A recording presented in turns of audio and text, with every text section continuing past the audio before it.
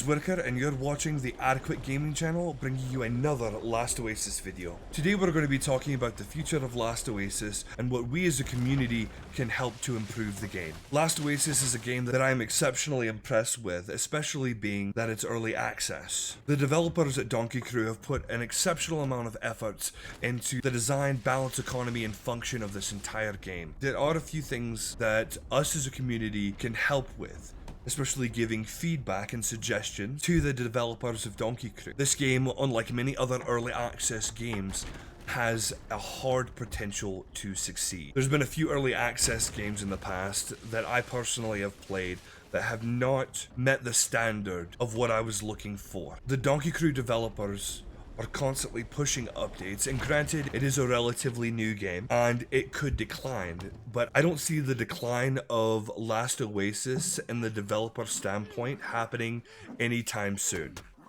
There are a few things that we're going to list off today that could possibly help the developers in keeping a higher player base in Last Oasis. So what did we see going wrong with it today? First and foremost, we're going to talk about large clans.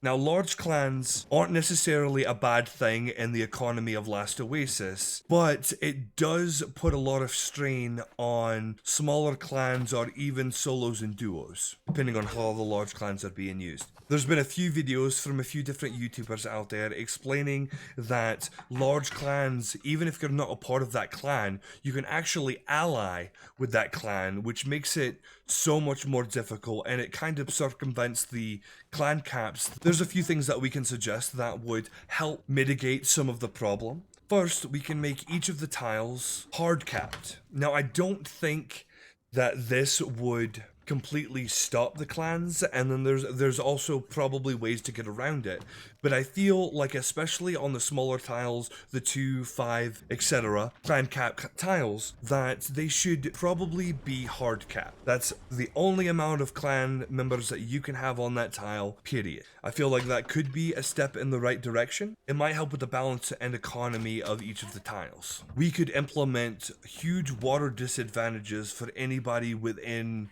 certain groups to eliminate alliances, to discourage large number of alliances. I'm not sure exactly how they would implement this. Perhaps if there are more than 5 to 10 people around each other for such amount of time, though a water penalty is implied and increases the longer it continues. But there can also be benefits to having an alliance, such as there is an item in the crafting tree called the clan flag that I have yet to find any actual good use for. One of the things that you can perhaps use that flag with is if a member of the clan that owns the flag places their flag on a ship, that ship is now allied with that clan. And it doesn't have to be on every ship, but it could be on one ship from that clan. And you're only allowed to have so many flags from other clans on your ship.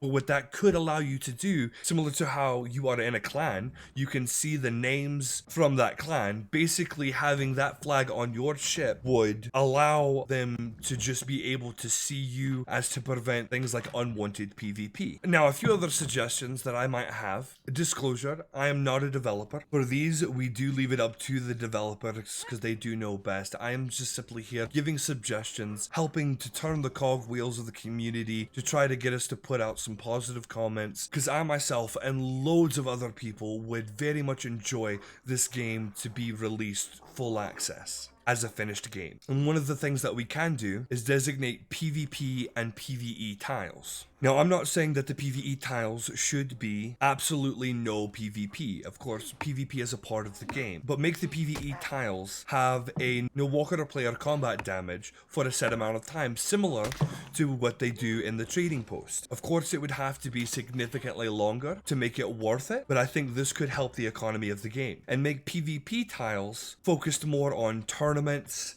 and large-scale PvP if that's something that they want to do. So solos and duos don't necessarily have to be a part of that. They can just avoid those tiles. Now, I don't believe that this would take all of the PvP out of regular tiles. Of course, there's always going to be ways around it, and there's always going to do it. And I'm okay with that. Like I said, PvP is a part of this game, but there are some players of this game that don't necessarily want to always PvP, and that's okay. They can play the game however they like to play it. And we're not trying to get rid of something like PvP, because that just wouldn't be right. But we're trying to make it easier for all players to do what it is that they want to do. So if you want to go out in PvP, by all means, go out in PvP. But if you're a wee solo and all you want to do is go out and grind and farm, and you're tired of 10, 20, 30, 40 man groups, some Zergs swinging by, then there should be some form of balance that can be put into play that would help each player out. And I do believe that is a very large reason why the player count for Last Oasis has dropped significantly in the past month or so, because the large clans are becoming absolutely ridiculous. The water penalties aren't working as well as the developers had hoped. It's still being very difficult to do anything, especially in-game content. As a solo, it's almost impossible to be able to get iron upgrades on a dinghy. It's next to impossible to be able to get full metal armor and metal weapons. And of course, doing it solo means that it's going to take a lot longer and be a lot more difficult, but it shouldn't be next to impossible to be able to do these things. A few PvP and PvE elements that you could add into the game as well is bring the flotilla in. I know everybody's been talking about the flotilla and if it's going to show up, when it would show up, but I do believe it would be a significant change to the game. You could go in and have the flotilla as like a very large safe zone or city center that you can go shopping or collect quests, and the quests could be anything from kill the crab to I need a tattered clan emblem from this clan, and you can only get those by killing members of that clan, like bounties. And I believe that would add an element to the game that would really call to a lot of players. It would bring a lot of players back and it would help it out. But unfortunately, it wouldn't solve the reason they left in the first place, which would be the clans.